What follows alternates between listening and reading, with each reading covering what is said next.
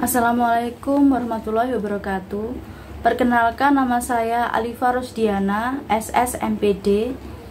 Saya dosen pendidikan bahasa Inggris Universitas Islam Nahdlatul Ulama Jepara.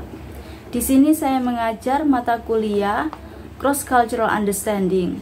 Mata kuliah ini memberikan atau membekali mahasiswa dengan pengetahuan dan pengalaman belajar dari berbagai budaya, khususnya Amerika, sehingga menemukan perbedaan antara budaya dari Amerika dan Indonesia, khususnya pada nilai budaya dan norma-normanya, sehingga manfaatnya mahasiswa memiliki kesadaran budaya dan sikap toleransi. Selain itu, mahasiswa juga diharapkan kritis serta mampu menyelesaikan problematika yang terjadi di sekitarnya dengan bijak. Di pertemuan pertama Cross Cultural Understanding, saya memberikan materi mengenai cultural differences. Tentunya di pertemuan pertama ini saya juga menyampaikan RPS dan kontrak kuliah. Di cultural understanding diharapkan mahasiswa mampu mengidentifikasi keragaman budaya dengan cara memberikan contoh keragaman budaya itu sendiri. Assalamualaikum warahmatullahi wabarakatuh. Waalaikumsalam warahmatullahi wabarakatuh. Good morning everyone. Good morning everyone. I'm glad to see you again in our different subject, which is cross-cultural understanding. Okay, first of all, please say Bismillah. Bismillahirrahmanirrahim. Okay, everyone, cross-cultural understanding in bahasa artinya pemahaman lintas budaya. Nah, di sini bagaimana kita memahami budaya, adat istiadat, hal-hal yang ada di daerah itu, yaitu kekhasannya. Selain adat istiadat, apalagi makanan juga termasuk, upacara adat, apalagi yang kalian tahu, bahasa, betul, terus produk juga, ya, produk yang ada di daerah itu. Nah, di cross cultural understanding ini juga akan diikuti dengan tadi kaitannya dengan bahasa, ya. And everyone, now we go to cultural differences. Why CCU? Why we learn CCU? You are in English.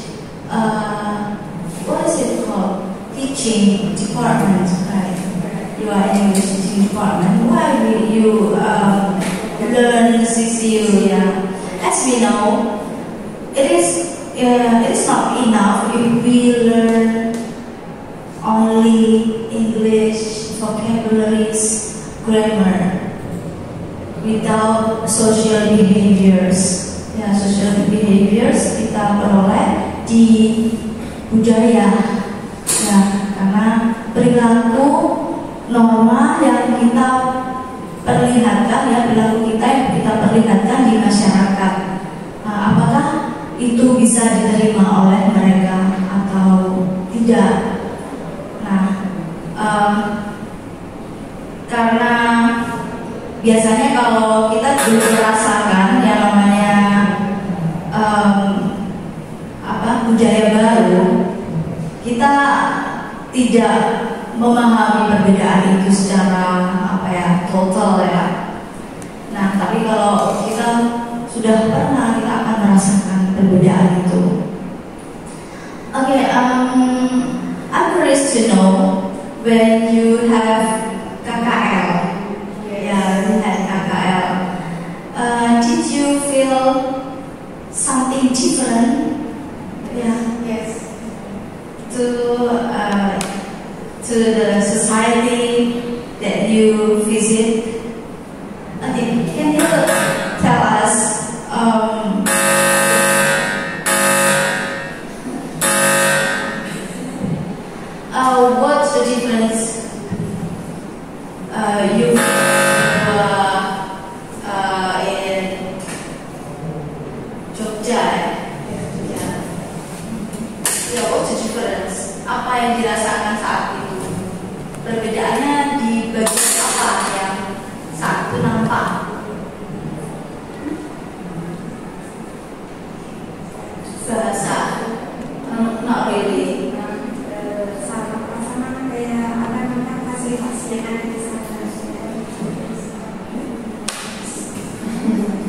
The facility aja. Oh, the facility. Facility. There is a tab, there is complete different. Lalu yang lain. How to teach the student also different. Oh ya, terus Engage the student before give the material also different. mungkin yang lainnya soal makanan mungkin atau apa? Atau selain Jogja mungkin belum terlalu kena ya, karena kita hanya berkunjung sebentar. Atau budaya atau area lain yang pernah Mbak Yani rasakan ada perbedaan itu di daerah? Kalau yang selama di Jogja differentnya also itu before the student go inside class itu kan ada budaya yang di sana wajib, kan wajib itu pray together, ya. Bersama ada dari sama apa ya, kayak doa sendiri dari pondok pesantrennya itu ada sendiri. Jadi itu yang budaya itu seakan wajib sebelum mulai pelajaran, sebelum anak-anak masuk ke kelas itu ada budaya itu. Jadi memang di setiap lokasi ya, khususnya seperti di sekolah atau di universitas, mereka memiliki kebijakan sendiri. Nah, kalau kita bandingkan sama dengan family, ya kan? Walaupun kita di budaya di area yang sama di Jepara, tapi setiap dari kita itu memiliki perbedaan di ranah family values, ya, sama halnya dengan itu. Nah, di sana juga secara personality mungkin bisa berbeda antara satu dengan yang lain, karena apa yang ditanamkan kita sejak kecil oleh orang tua dan yang lain juga orang tua mereka itu berbeda. Sehingga di sini yang namanya toleransi it's not only from the norms culture of the areas, of the particular areas, but also individually. Yeah. Okay.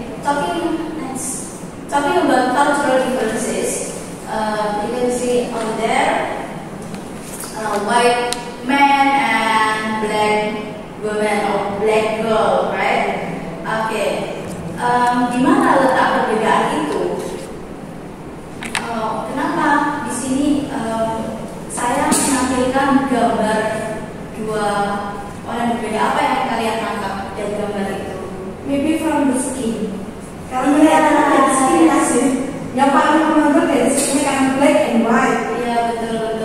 Dan juga race ya. Jadi skin di situ adalah perbedaan ras.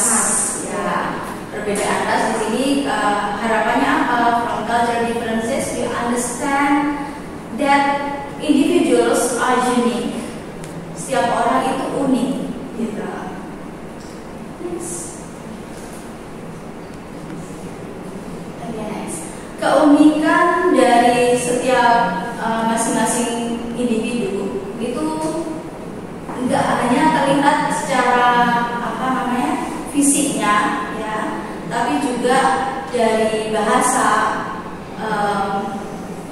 Terus yang paling terdalam yang tidak terlihat characters, ya kan? Characters itu yang tidak terlihat, tapi yang terlihat adalah fisik, kemudian bahasa, dan kita bisa lihat di sana ya betapa mereka sangat multicultural. Ada Jepang, how they greet people in initial meeting, then Koreans and English people, and what else? Germany, Okay, cultural differences juga terlihat pada gesture. Nah, setiap negara memiliki caranya masing-masing ketika mereka bertemu dengan orang pertama kali. Sudah ada yang pernah ke Mekah? Kalau orang Arab sama-sama laki-laki kalau bertemu, pernah tahu tidak? Mereka cium kening. Ya, you can check later. Mungkin saya salah. Ya, terus orang Paris ya, orang Prancis mereka ketika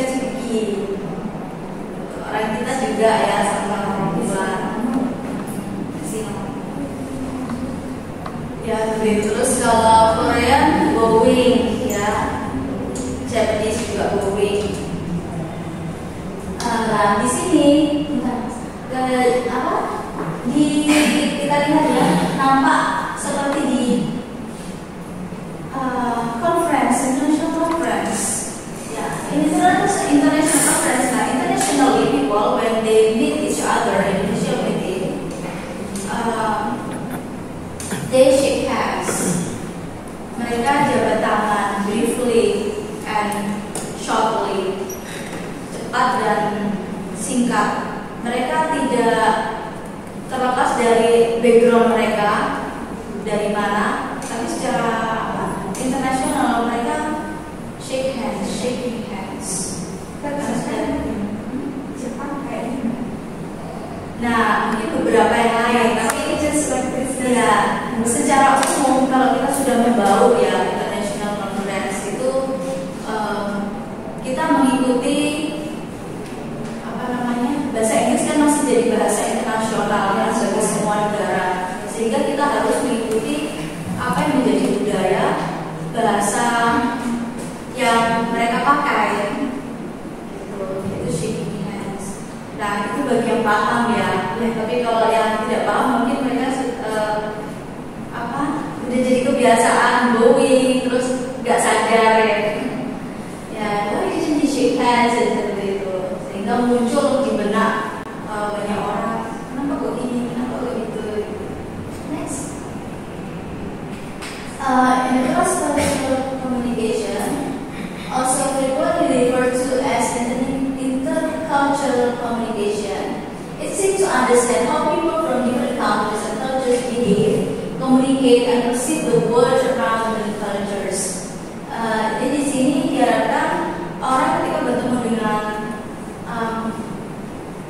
orang lain dari budaya berbeda, mereka diharapkan itu mencari apa yang menjadi perbedaan budaya mereka, sehingga mereka bisa bertoleransi, tidak menyakiti, memahami budaya tersebut dan sebagainya. Ini juga sama dengan yang tadi, orang kebingungan apa yang harus mereka lakukan. They should do.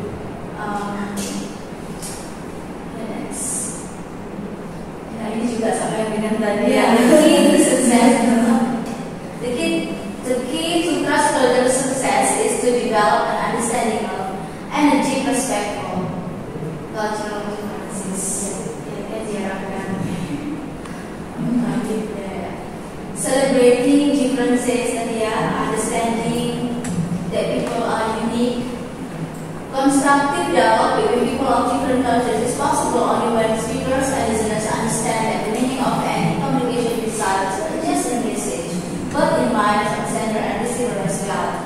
So communication, is not only the message, the message what the sender or speaker send to listener or receiver. It's not only this one, but also from the gesture, the mimic, itu juga diperhatikan ketika orang berbicara.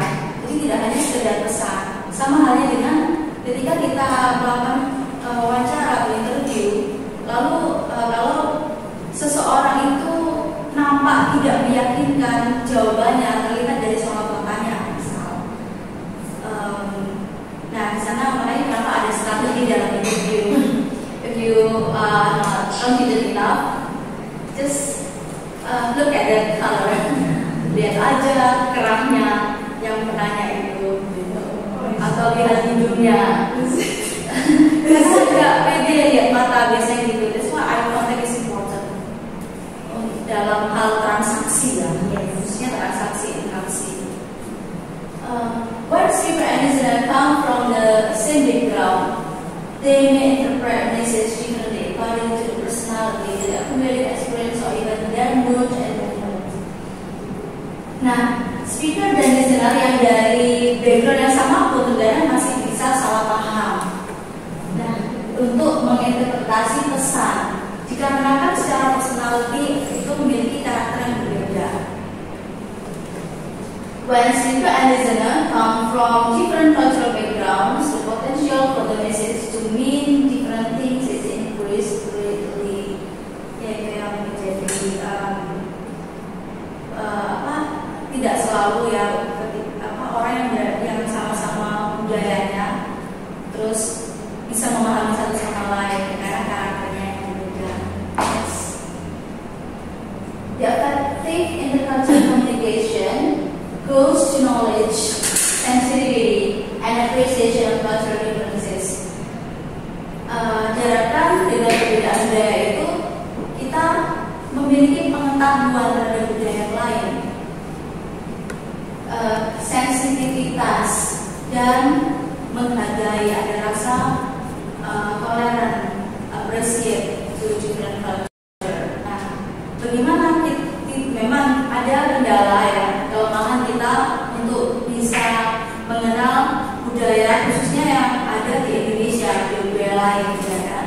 Minimal kalau kita mau berkunjung ke daerah tersebut, kita mencari tahu seperti apa sih lokasinya minimal, seperti apa sih makanannya, orang-orangnya bagaimana, bahasa yang digunakan apa, minimal itu.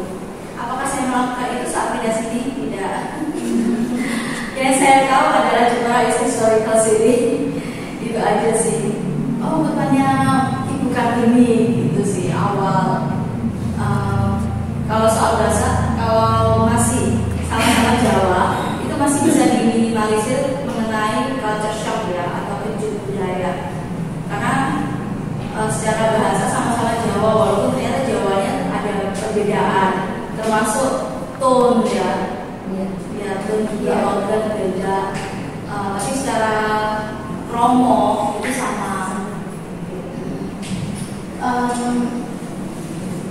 Cultural, that's why it's called cultural identity. Yeah, you have your identity, Jeparanese, and I'm Surabayese. It's not fixed but movable. Ya, cultural identity itu tidak fix ya. Ini dikarenakan semakin zaman berubah, semakin mungkin ada pengaruh juga dari negara lain yang masuk ya, seperti Korea, seperti kalau saat ini Korea ya, Jepang, Korea, terus Western countries. Nah itu bila tidak dipupuk ya, ditanamkan sejak dini budaya asalnya, nah itu bisa tergerus, bisa berubah akhirnya. Ya sedikit sama dengan kalau Jepara punya itu upacara adat yang selalu dilaksanakan kan di waktu tertentu. Nah, bila itu ada perbedaan misalnya dihandle sama generasi muda, ditambahkan ini aja. Nah, kira-kira esensinya ngena nggak keasliannya?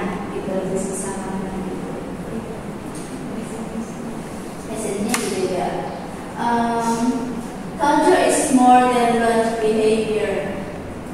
Lebih dari kita mempelajari perilaku. Karena budayalah yang menciptakan orang berperilaku, sehingga lebih dari perilaku sendiri. It is the result of ongoing keberlanjutan, dynamic events, and relationships affected by the environment and by individuals in common space. Seperti maksudnya budaya yang menciptakan kita berperilaku. Bila generasi muda kena pengaruh luar negeri yang kalau positif nggak apa-apa, namun yang dikhawatirkan adalah negatif. Nah, apa yang mereka anggap itu benar, negatif itu, terus mereka akan ikuti. Nah, itulah budaya bisa menciptakan perilaku seseorang. Nah, itu kalau generasi muda ya, anak-anak kita, bagaimana kita bisa mengarahkan yang namanya pendidik itu juga berlaku sebagai pembimbing di sini. Okay, that's about communication. Namanya kita mempelajari budaya juga tak lepas dari Apa yang saya sampaikan ada namanya disiplin ilmu itu semantics. Semantics yang terkenal adalah triangle semantics.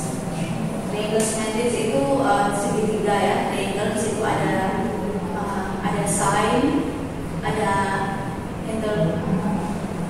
interpretant, ada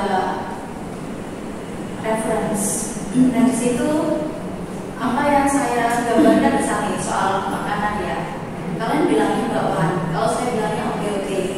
Nah, di sana ada wujud, lalu saya mengatakan ini, kalian bilang tidak, bukan itu, tapi sebenarnya esensinya sama. Apa yang di pikiran kita ya maksudnya sama. Nah, itulah komunikasi. Since understanding of meaning resides in people and not in the verbal or non-verbal language, messages will rarely ever be identical to sender and receiver. Dan bisa identik juga. To communicate effectively, the sender and receiver must understand similar meaning in the message. Kita juga perlu memahami makna meaning yang sama ya, yang mirip. Next, kita lihat. A major problem exists when misunderstandings occur. Behavior may be interpreted in a way that was never intended. Arriving late or function is seen as rudeness. Nah, ini soal misunderstanding occur when Asian people, American, comes to our city, and then he feels shocked because of the punctuality. Nah, ternyata mereka kok sering telat. Saya sudah on time. Kok dosennya juga telat semacam itu. Nah, ini juga menjadikan kesalahpahaman. Dan dianggapnya kasar ya. For example, ini ada contoh yang lain. Winnie Mandela being refused admission to the opening of the International Women's Conference in Beijing in September 1995 because he was late. Was reported on television from all over. It would be dangerous if it happens to popular people. Ya, karena orang yang terkenal pasti akan disorot. Nah, itu tersorot bahwa dia datang terlambat. Nah, lalu ada contoh yang lain. The European is close prisoner. His statements of fact are devoid of any ambiguity. His naturalization, believe me or have studied logic. He is by nature skeptical and impossible before he can accept the truth of finding a position. His strange intelligence was lying of his mechanism. Nah, dari situ ya titiknya mechanism. Orang Eropa itu orang yang sangat close reasoner, sangat berpendirian, punya alasan logis. Dan statementnya soal fakta itu tidak ada yang namanya ambigu. Kalau A ya A, tidak ada yang A atau B semacam itu, tidak ada yang ambigu. Terkesan ringkas. He is natural logician. Dan secara natural mereka logician, logik atau logik itu what is logik? Logis ya, masuk akal. Nah, padahal mereka tidak belajar disiplin ilmu tentang logik kayak gitu. Nah, sehingga secara natural dia perlu bukti. Jadi untuk mendapatkan kemasuk akalan atau alasan yang bisa diterima, itu mereka harus punya buktinya apa. Nah, kalau sudah bisa terima, itu baru dia menerimanya sebagai kebenaran. Accept the truth of any proposition. Proposition itu what you have in mind. It is called proposition. This strange intelligence works like this of mechanism. Ini seperti mekanisme sih. Mekanisme yang menjadi kebiasaan mereka. The mind of the Oriental, on the other hand,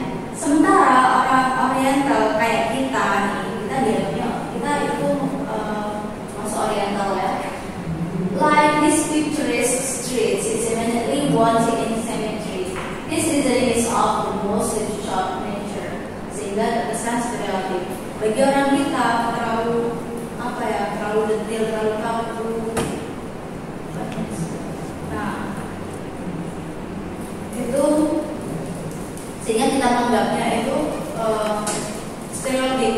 Ya, stereotip itu begini, menganggap bahwa apa yang mereka lakukan itu biasanya sifatnya negatif. Dan kita percayai bahwa semuanya seperti itu. Jadi orang Oriental menganggapnya terkesan kaku, terlalu kaku gitu, nggak bisa luas. Gitu.